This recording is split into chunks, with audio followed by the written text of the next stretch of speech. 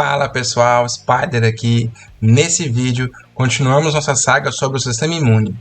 Nessa nova série de vídeos, estamos destrinchando os principais componentes do sistema imune e como eles funcionam.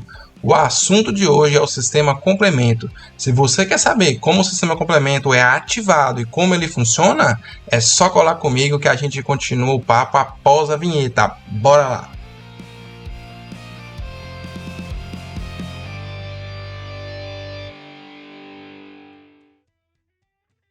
Bom, então vamos falar da via clássica, né? A via clássica ela é composta por uma C3 e uma C5 convertase, diferente da via alternativa. Então a gente tem aqui que a C3 convertase da via clássica é a C4B2A, como a gente pode ver aqui, e a C5 é a C4B2A3B.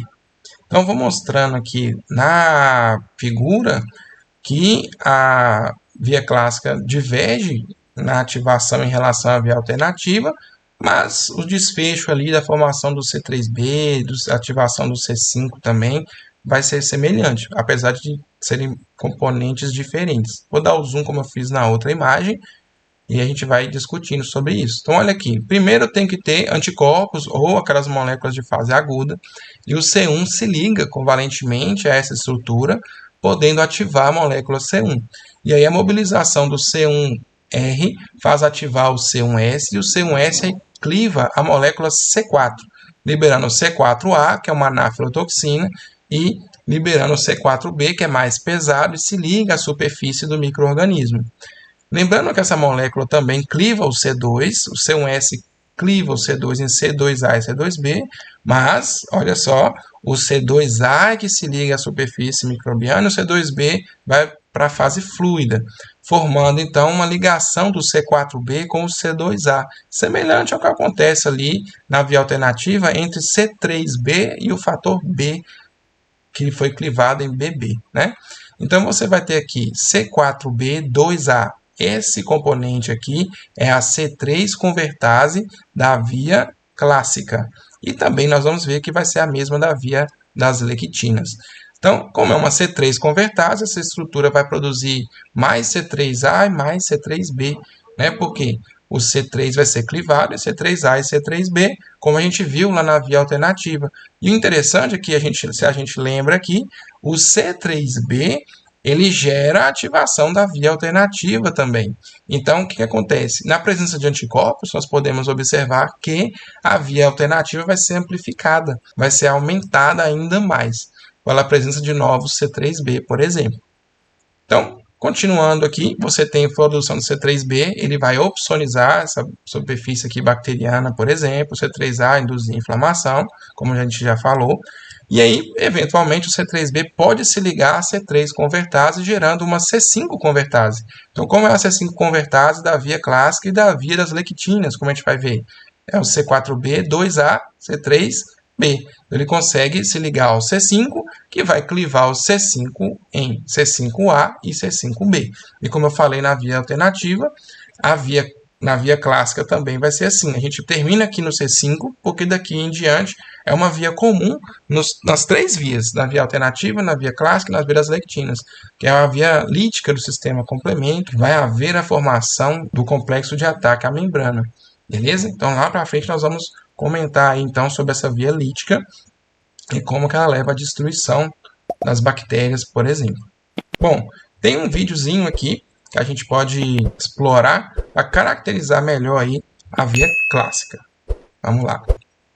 Esse vídeo é dublado, então deixa eu dar o play aqui para vocês acompanharem, mas eu vou parando, às vezes fazendo alguns comentários. A ativação do sistema do complemento ocorre nas superfícies, como a superfície de uma bactéria, como mostrado. Neste exemplo, a ativação do complemento é iniciada por anticorpos que se ligam aos antígenos da superfície celular bacteriana.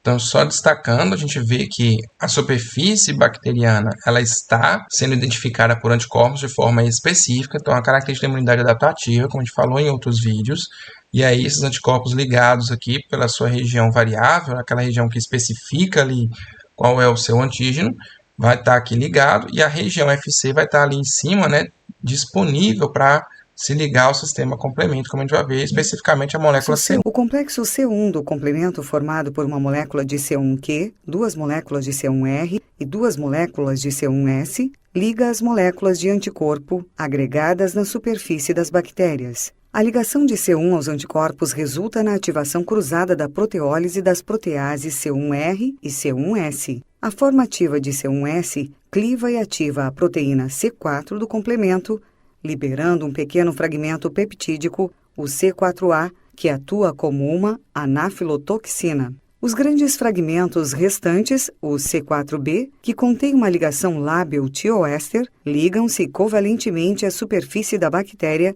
pela formação de ligações éster ou amida. A proenzima C2 liga-se ao C4b. Então chama a atenção, como eu tinha falado no outro vídeo, o C4b ele funciona muito parecido com o C3b na sua afinidade aí, nessa fase de superfície celular, beleza? Pelas ligações tioéster. E então é clivada pela C1S ativada, liberando um pequeno peptídeo, o C2b. Isso leva à produção de uma nova protease, a C4b-C2A, também conhecida como a via clássica do complemento da convertase C3. A enzima C4b-C2A se liga ao C3, clivando-o para liberar outro peptídeo, anafilotoxina, o C3A, ao passo que o fragmento C3b, que também contém uma ligação tioéster lábil, se liga à superfície bacteriana próxima ao complexo C4b-C2A e se associa com a C4b-C2A para criar a protease C4b-C2A-C3b, que é uma convertase C3-C5. Então, a gente vê que formamos essa convertase C5, ela vai agir na molécula C5. Então, C4b2A3b é a C5 convertase da via clássica, a gente vai ver também que é da via das lectinas. Então, o videozinho mostrou aí então, as substâncias de fase fluida que participam do processo inflamatório, né? No caso, especialmente, aí a gente destaca a produção do C4A, né? A gente vai ter a formação do C3A e também, por que não, do C4B, que pode ser mencionado. Muitas moléculas de C3 podem ser clivadas pela convertase C3-C5, liberando muitas moléculas de C3A. Muitos dos fragmentos C3b resultantes são capazes de se ligar covalentemente à superfície bacteriana, recobrindo-a com muitas moléculas de C3b que podem induzir a fagocitose da bactéria. Então, esse é o mecanismo de opsonização, que a gente chama tanta atenção aí da atividade do complemento. A convertase C3-C5 também cliva e ativa a C5. Novamente, o pequeno fragmento peptídico liberado por essa clivagem, o C5A, é uma potente anafilotoxina e é também o mais importante quimioatraente derivado do sistema do complemento. Então, o C5A é o mais potente quimioatraente, a mais potente anafilotoxina de todos, né? Se não me engano, é o C5A, o C3A e o C4A nessa sequência, e a gente chama atenção. O fragmento grande, o C5b, atua iniciando a formação do complexo de ataque à membrana, o estágio terminal da cascata do complemento. Então, como eu falei, essa fase final do vídeo aqui vai destacar a via lítica do complemento, que a gente vai ver mais posteriormente aí nos próximos vídeos. Bom, então, sobre a via clássica é isso aí, pessoal. Se esse vídeo te fez entender melhor sobre como funciona a ativação do complemento pela via clássica, dá o like aí, ajuda no crescimento do vídeo para ele estourar a bolha, atingir mais pessoas e me incentivar aí na produção de novos materiais aqui para o meu canal, beleza? Então conto com vocês, não se esqueça de inscrever no canal, ativar o sininho para estar sempre recebendo os próximos vídeos que vão ser postados. Então, um abraço e até a próxima!